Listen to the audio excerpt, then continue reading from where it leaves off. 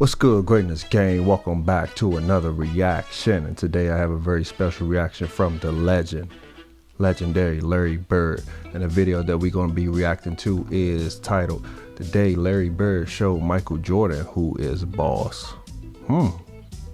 That's a pretty bold statement because a lot of people consider Michael the greatest of all time, but since I've been doing these basketball reactions, particularly the Larry Bird reactions, I have been told otherwise, and I have seen that Michael has a lot of competition. Now, if you haven't checked out my other Larry Bird videos, like Larry Bird's 60-point game versus the Hawks, Larry Bird making the case, Larry Bird greatest highlights of all time, 5 times Larry Bird played through injury, was Larry Bird the best trash talker, and my first time watching the Larry Bird mixtape. Make sure you go to the channel and search for those videos. Just type in Larry Bird on my channel and you will find them. So without any further ado, let's get into this video.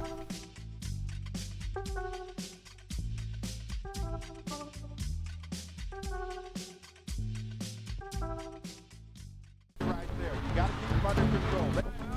3 seconds. Being on the throne is not just about being the king, it's about being the rival to beat.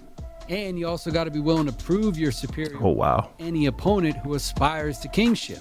And that was exactly the situation for Larry Bird in 1986. I'd much rather guard Michael Jordan than Larry Bird because you have to play the game as a thinker when you're playing him. The Celtics forward was not only That's a pretty bold statement. successful individual seasons in league history, winning his 3rd consecutive regular season MVP and hoisting the Larry O'Brien while earning his 2nd finals MVP. I'm really proud to receive this award for the 3rd time. Bird was changing the game.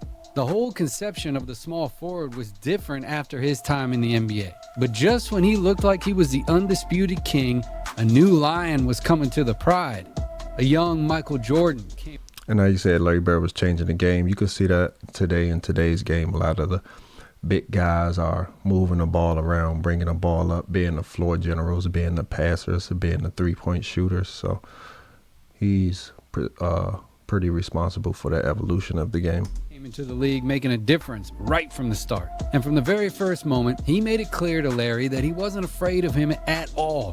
The Celtics young Mike team, but MJ put on one of the greatest performances in playoff history against Boston in 1986, making a statement about who was the better player on the hardwood. And from then on, the rivalry burned hotter than ever. See, Larry Bird had a mission. For his entire career, he had been the undisputed best player in the NBA. But now, a 23-year-old kid who was averaging 37 his passing is crazy, was challenging him for the reign of the king of world basketball. The Bird had already proved it all. His legacy was unmatched, but his honor was in jeopardy. And that was something that he wouldn't allow. The reason was simple. Bird was bidding to become the GOAT of basketball. The forward had been breaking every barrier in existence since arriving to the NBA. In 1979, Bird signed a contract with the Celtics to become the highest paid rookie in league history at $650,000 per year. Wow. As he arrived in the NBA, Larry wreaked havoc. He finished 4th in the MVP race during his rookie year. During the next 4th place rookie year ring for the first time in 1981, but he also finished 2nd in the MVP race 3 times. And his averages during this stint, 22.6 points, 10.9 rebounds, and a double-double, an assist per game. But something happened during the summer of 19. Almost 6 assists for a power forward. The 2nd best player in the league to a completely legendary player, and absolutely superior to his eternal rival Magic Johnson. Thus began his incredible 3-year stint in which he became one of the greatest players of all time. From 1983 to 1986, Bird achieved 3 NBA MVPs. After winning the 1984 championship and being, for the first time in his career, MVP of the finals, Bird ascended in the NBA. He stormed the court and trapped Bird in the history books forever. During those 3 seasons, Larry averaged 26.2 points, 10.1 rebounds, and 6.7 assists per game, while continuing to be an elite defender, by the way. This was his status just prior to the start of the 1986 playoffs. A versatile forward who was capable of doing everything on the court. There had never been a big man who had the skills of a perimeter player in traditional basketball until he came along. And not just because of his iconic three shot, becoming one of the first small forwards that played the power forward position to be able to stretch the floor. His incredible passing ability allowed him to become a true leader for those Celtics, both on offense and defense. But in order to win his third ring in 1986, he first had to get past a team with a major stud that was starting to make some noise. And just less than a full year later, it was March 27th, 1987. The Celtics, with a record of 51 wins and 19 losses, were coming off a back-to-back to face a Bulls team with a record of 35 wins and 35 losses. That, by the way, was also coming off a game the night before. Bird was having a pretty good season with averages of 28 points, 9 rebounds, and almost 8 assists per game. Almost a triple-double, wow. MVP race. While Jordan How's that not first in the MVP? was averaging an absurd 37 points per game. Oh, that's why. Celtics came out with an unusual starting five due to the absence of Dennis Johnson, who was replaced by Jerry Sitching. And playing away from home, they knew it would be a tough game. But right from the first plays of the game, Bird showed Oh, wait, Barrett was playing small forward instead of power forward. was elite, basically, because of his enormous basketball IQ, his fakes. I mean, this was one of the most dangerous men in basketball without the ball in his I never knew that Barrett could fake like that he until I watched his passing highlights. long-range shooting was lethal. Plus, he was a typical player who was blessed by the divine touch, okay? But once again, his arsenal from the low post was unpredictable. It's easy to find samples of his off-ball ability and gravity, as it was often his easiest way to score. But on this day, the range shot was touched by a magic. He was like an acrobat. Just couldn't miss, and he was able to abuse it again and again and again. Meanwhile, Jordan began to realize the enormous attention he was getting from the Celtics defense, which every time he attempted a drive sent multiple bodies to stop him. But far from getting advantages only without the ball in his hands, Larry was also able to score in ISOs from the low post, a move that decades later, Mavs legend Mark Nowitzki patented. He always reminded me of the few highlights that I initially saw of Larry Bird. A virtually continuous 2-on-1 when he had the ball in his hands. So Bird basically said, you know what, I'm going to hurt them in transition. Thus came the end of the fourth quarter, in which somehow the Bulls managed to stay close on the scoreboard, trailing by only 1 point, 36-35. Bird had a spectacular first quarter in scoring, 20 points, nothing more, nothing less. So he began to take advantage of that extra attention to test his versatility. He was able to transform garbage into gold. Case in point, this loose ball, which he turns into a great assist. There's one thing you don't want, it's for the guy who's destroying you from mid-range to start showing signs of his playmaking ability. Bird was unleashed, and players like Kevin McHale appreciated it. Even when they didn't count, Larry's passes were simply spectacular. No, he really didn't even need to score to be the most impactful player in the game. In some cases, MJ had to defend the Celtics star too, and the size difference played a key role in these situations. But knowing that half-court offense was very difficult with two defenders on top of him, Bird... How do you guys feel about the best defender needing? The best player should be defending the best player on the opposing team, if it's not too much of a size difference. First half, the Bulls managed to go into halftime trailing by only 3 points, thanks in part to the 16 points MJ had scored during the first 2 quarters, of course.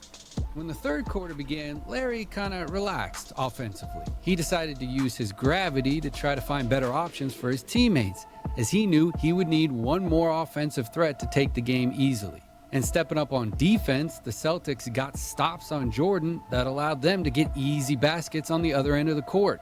But Bird continued his playmaker role for most of the rest of the game, as he led his team on defense with actions like this one. He was certainly a player who had no problem getting his hands dirty either. But when Larry attempted a shot during the second half, it was to score. And he kept sending occasional reminders to the Bulls defense. Reminders that one player was not going to be enough to guard him. In front of a United Center packed with more than 18,000 fans, the forward was having a legendary game. The Celtics allowed just 22 points in the third quarter, by the way, and managed to head into the final quarter with a 9-point lead.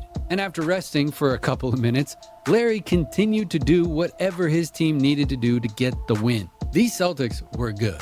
I mean, like, really good. Bird was that piece of the puzzle that served as a wild card, too. That player you could put in any role, in any part of the court, in any situation, and who was going to be able to generate advantages. Genius is to make.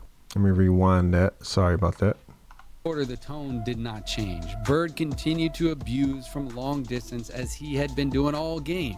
He continued to play the simplest yet most dominant basketball anyone had ever seen.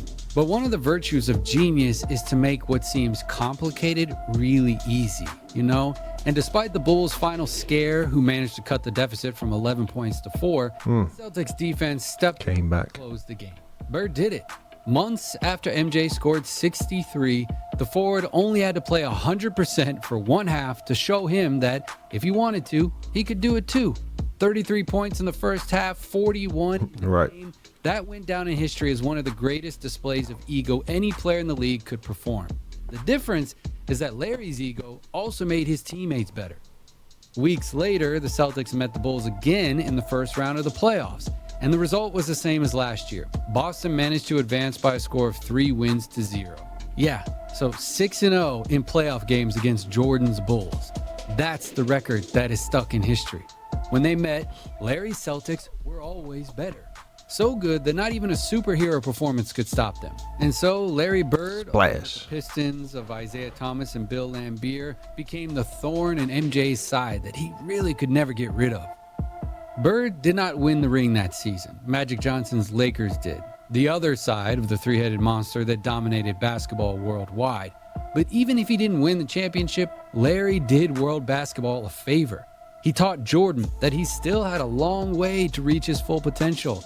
He taught him that scoring isn't always enough. He humbled them. He needed to become a leader, capable of bringing out the best in his teammates. And without the lesson that the greatest player in Boston Celtics history, with Bill Russell's permission, taught MJ, it is likely that basketball history would have been completely different. And Jordan and Bird's rivalry continued to cause a stir in the league, but they never met again in the playoffs. Larry would go on to post a 17-11 record against Michael's Bulls during his career until a serious heel injury followed by back problems greatly shortened his career. That was unfortunate. Not only brought about the end of the Boston Celtics dynasty, but also sent them into a sinkhole from which they could not climb out of until 20 years later. When they got Paul Pierce. Is written by the winners, and very few people have won more than Jordan. And Larry Bird has kind of gone down in history as underrated compared to Jordan.